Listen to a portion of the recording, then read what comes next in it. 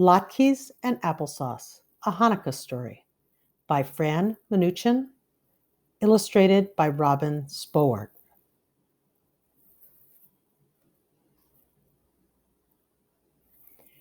Do you like to eat latkes and applesauce on Hanukkah? Of course you do. Who but a fool would say no to such a question? Well, here is a story about latkes and applesauce, and perhaps a miracle. Maybe yes, maybe no. It happened long ago in a village far away, where there lived a little family named Menashe. Papa and Mama Menashe were tailors who had two children, Rebecca and Ezra. Rebecca and Ezra were wonderful children who helped their mama and papa. Every year, when it came time to celebrate Hanukkah, they dug up potatoes to make latkes, and they picked the apples for applesauce.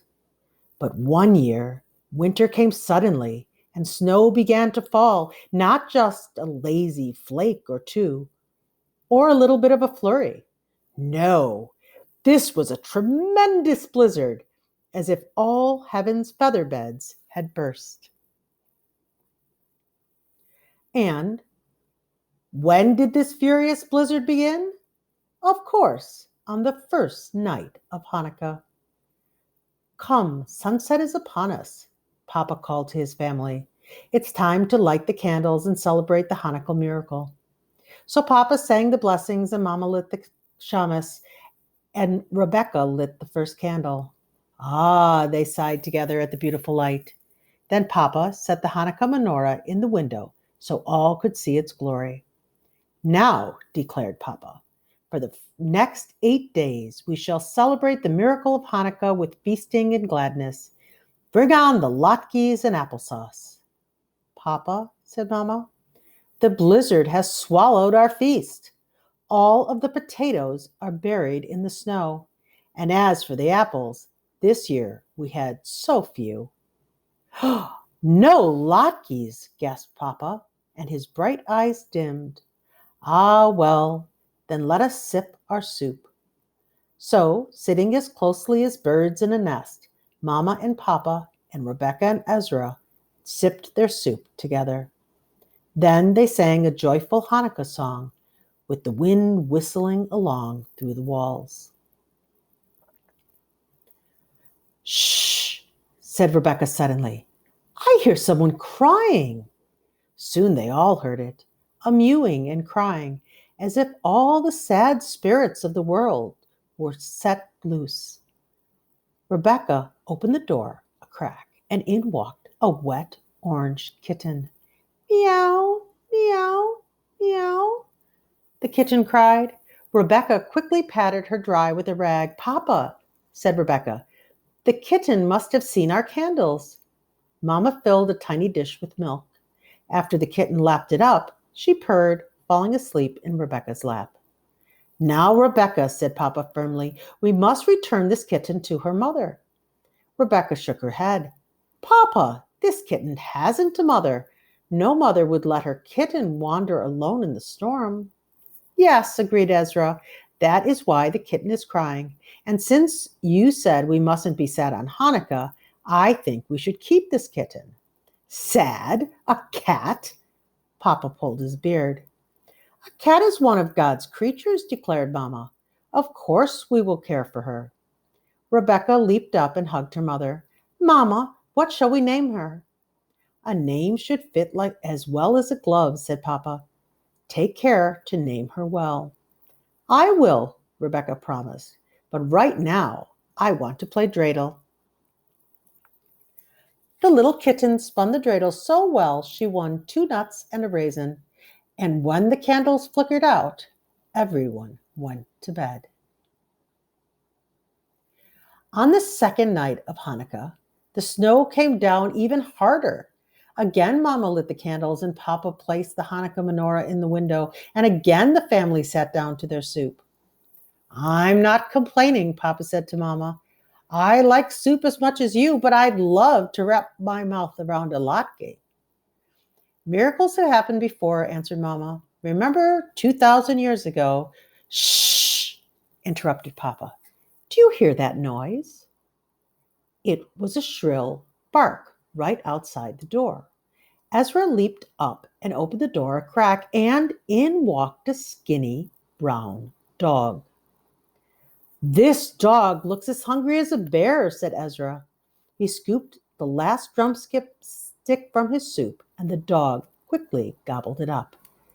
"Ezra," praised Papa, "you are a generous boy, but you know we cannot keep this dog. We have hardly enough to feed ourselves."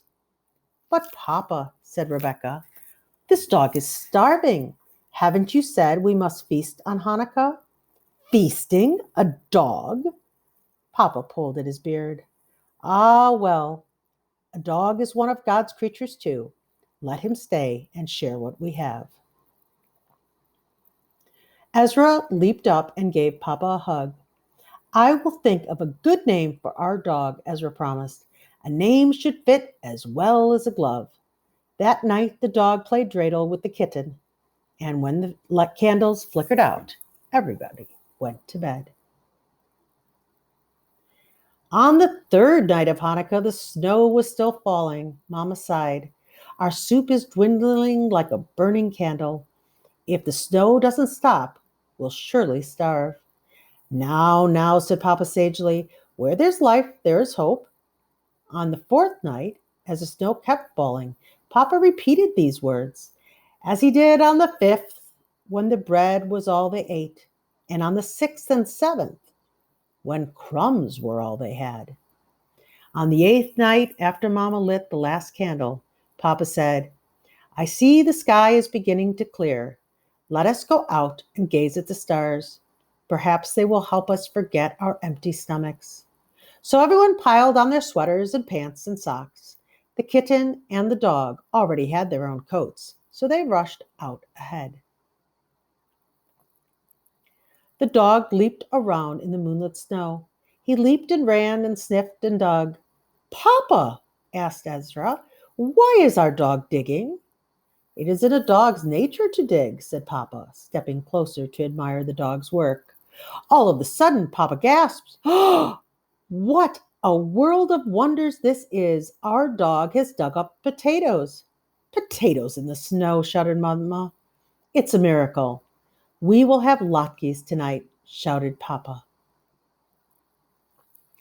"Meow, meow, meow," came a cry from above. Papa gazed up at the heavens. "The Holy One doesn't mew," said Papa, "so our kitten must have climbed up this tree." "Why is she crying?" Rebecca asked. Papa answered sagely, "It is a kitten's nature to climb and cry to come down, and it is a person's nature to help her." Quickly, Papa tucked his sweater into his pants and began climbing the tree. After slipping and struggling and huffing and puffing, he reached the highest branch. "Come here, little kitten," Papa called gently, and he tucked her under his sweater. Then, sitting far out on the limb, Papa called, "Oh, how beautiful is God's creation. From here I can see all the way to Minsk." "What can you see?" the children asked. "Apples, my children. Your Papa sees apples, red and round, hiding their glory under the snow." "Apples?" gasped Mama. "Apples still on a tree? A miracle is happening here." "Apples are always a miracle," declared Papa as he joyfully tossed them down. Quickly, they all rushed back inside their warm house. Mama and Papa peeled the apples and potatoes, and in the oil she had wisely saved just for Hanukkah, Mama fried so many latkes they were heaped up high, a golden treasure. Before the family sat down to eat, they sang a joyful song as they gazed at the final Hanukkah candles. "Papa," Ezra said, "I have decided to name our dog Latke because he found the potatoes." "A wise choice indeed," said Papa, smiling. "The name fits like a glove." "And our cat's name is Applesauce," said Rebecca, "because she found the apples." "A perfect name," said Mama.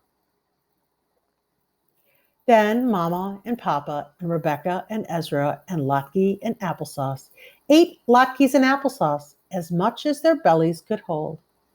Now, was this a miracle? Who can say? It happened, and that is miracle enough for everyone. And on the back of this book, if you care to look, there is the story of the holiday of Hanukkah and a recipe for latkes and how to play dreidel.